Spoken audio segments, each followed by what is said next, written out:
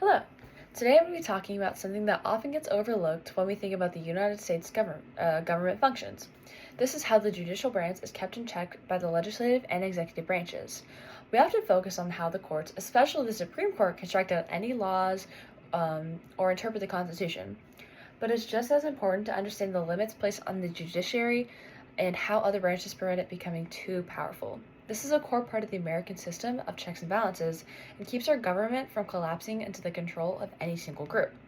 Let's start with a quick reminder of what the judiciary actually does. At a federal level, the judiciary interprets laws, settles disputes, and decides whether laws or government actions are constitutional. Judges are not elected, they serve long terms, often for life, to keep them independent from political pressure. Because of this independence, the founders knew that the courts needed checks from the other branches. Otherwise, an unelected group of people could shape the nation with almost no oversight, and so both Congress and the president have multiple tools of influence to limit power and corrupt the courts. First, let's look at the legislative branch, which includes the House of Representatives and the Senate. Congress actually holds several of the most powerful checks of the judiciary, beginning with the selection of the judges itself. Although the president gets to nominate federal judges, the Senate must confirm them. This is a very direct and important check. A president can nominate anyone they want, but that person cannot serve unless the Senate approves. This means the legislative branch has the power to prevent presidents from putting extreme, unqualified, or overly political or overly partisan judges onto courts. Throughout history, the Senate has rejected nominees for being too political, too inexperienced, or simply not aligned with the values of the Senate at the time. So even though the judge might serve for life, Congress has a voice in determining who those judges will be. The second major check Congress has is the power of impeachment. This doesn't happen often, but is a crucial safeguard. The House of Representatives can vote to impeach a federal judge, which is similar to bringing charges against them.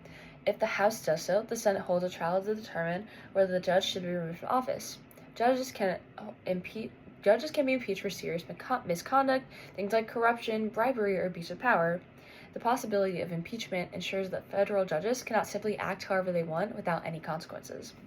Beyond confirming and removing judges, Congress has another significant check. It controls structure and jurisdiction of the federal courts. The Constitution gives Congress the power to create lower federal courts, decide how many judges serve on them, and define what kind of cases are allowed in those courts. This means that Congress can reshape the judiciary beliefs and shape how the courts are overstepping or if the country needs a change. For example, Congress has not changed the number of Supreme Court justices several times in American history. While it's not common today, it's also and absolutely within Congress's authority to do so. Congress also has the power to override a Supreme Court decision by rewriting or clarifying a law that the court interpreted. In other words, the court rules that the law is unconstitutional because of how it was written. Congress can revise this law to fit constitutional requirements, but that does not overturn the ruling, but it just makes it easier for that outcome to move forward. And finally, there is the one strongest check of all, constitutional amendments.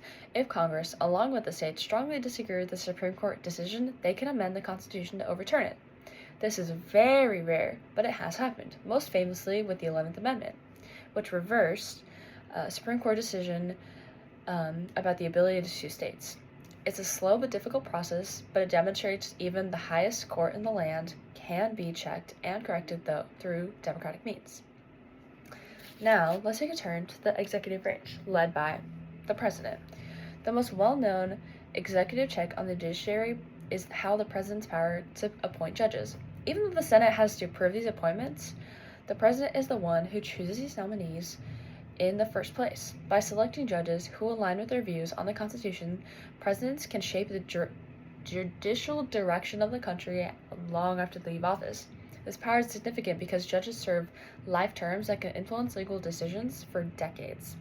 Another executive check the president's responsibility for enforcing judicial decisions.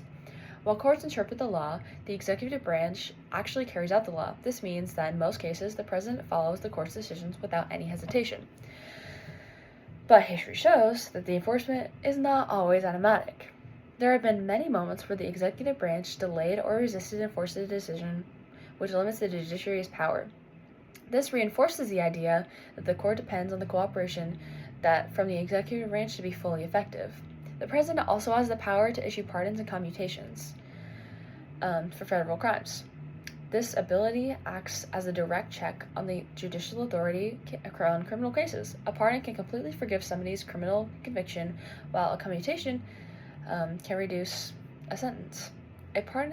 This means that if a court sentences someone, the president can essentially override them in their punishment. Presidents often use this power at the end of their terms, but it's notable that it can be used anytime.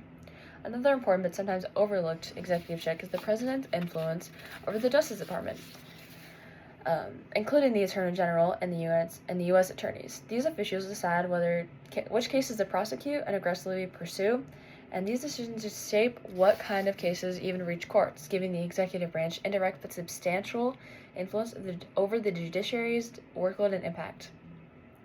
When we all put these checks together, it's a clear picture that emerges. A judiciary is not independent, but it is far from unchecked. The founders designed a system where no branch could dominate over the others, and the judiciary is no exception. Congress can confirm or block judges, impeach them, reshape the courts, change laws, or even amend the Constitution, and the president can nominate judges, enforce or fail to enforce court rulings, issue pardons, and influence the Justice Department. These checks are not signs of distrust, they're signs of balance. They ensure that even the most powerful branch, like the judiciary, remains accountable to the democratic framework of our government.